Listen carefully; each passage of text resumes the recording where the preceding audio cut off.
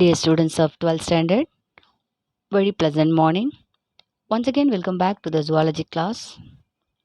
Today we begin chapter number 3, reproductive health. In chapter number 2, we learned that reproductive systems and human reproduction. In this chapter, we are going to learn what is the importance of reproductive health, various birth control measures, and diseases related to reproductive system and preventive measures. Now let us see what is the importance of reproductive health. Now let us see what is reproductive health.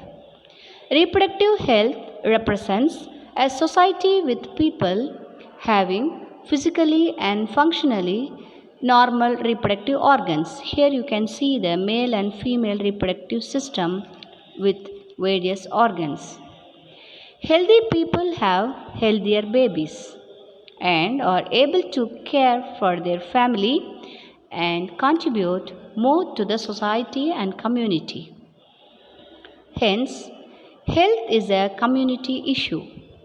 Reproductive system is a complex system controlled by the neuroendocrine system. Hence, it is important to take necessary steps to protect it from infectious diseases and injury. Neuroendocrine system means nervous system along with endocrine system. The reproductive system is under the control of nervous system and endocrine system. That is mentioned here as neuroendocrine system. Now let us see need for reproductive health problems and strategies. India is almost the first 5 countries in the world to initiate the family planning program since 1951 and is periodically assessed every decade. These programs are popularly named as Reproductive and Child Health Care (RCH). Major tasks carried out under these programs are creating awareness and providing medical assistance to build a healthy society, introducing sex education in schools to provide information about adolescence and adolescence related changes, educating couples and those in the marriageable age groups about the available birth control methods and family planning norms,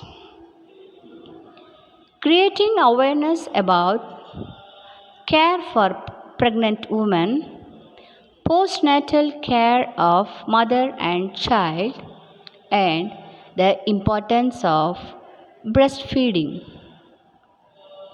encouraging and supporting governmental and non-governmental agencies to identify new methods and or to improve upon the existing methods of birth control.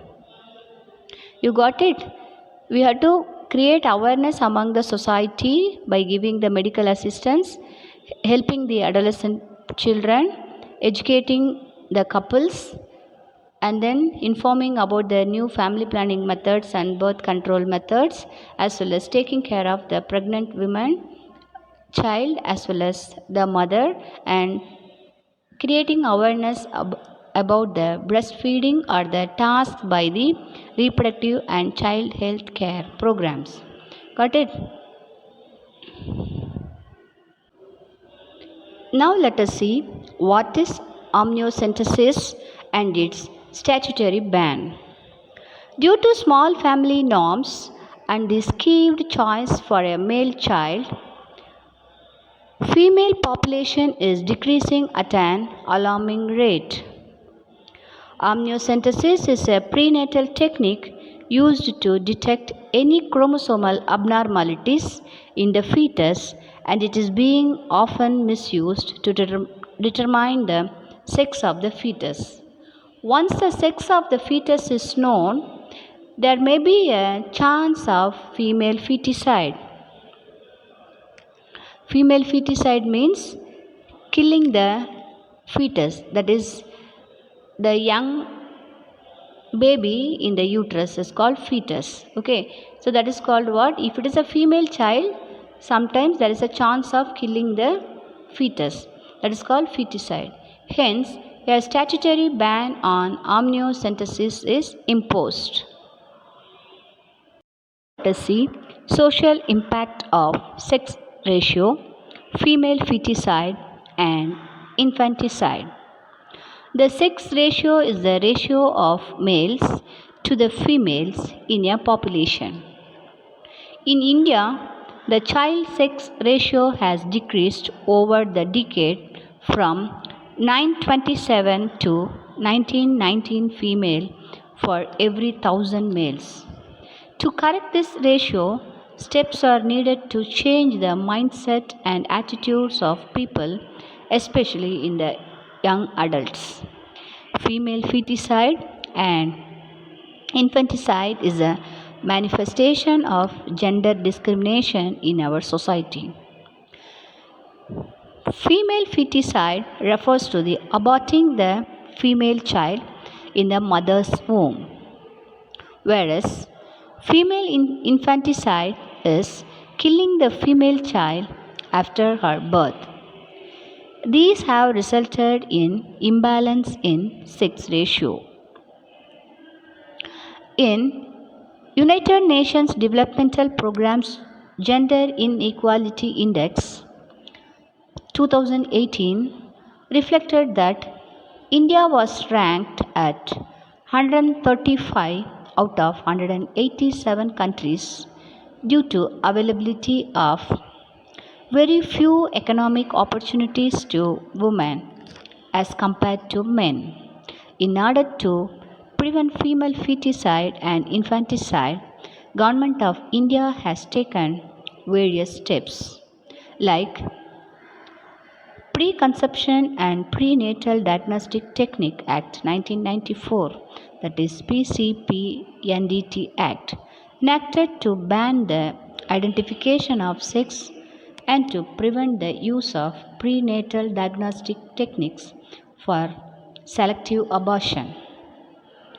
Various measures are taken by the government to ensure survival, provision of better nutrition, education, protection and empowerment of girls by eliminating the differences in sex ratio, infant mortality, improving their nutritional and educational status. POCSO Act, that is Prevention of Children from Sexual Offences, Sexual Harassment at Workplace Act, and changes in the criminal law based on the recommendations of Justice Verma Committee 2013 aims at creating a safe and secure environment for both females and males. Dear students, till now we discussed need for reproductive health problems and strategies, amniocentesis and its statutory ban, social impact on sex ratio, female feticide and infanticide. Thank you.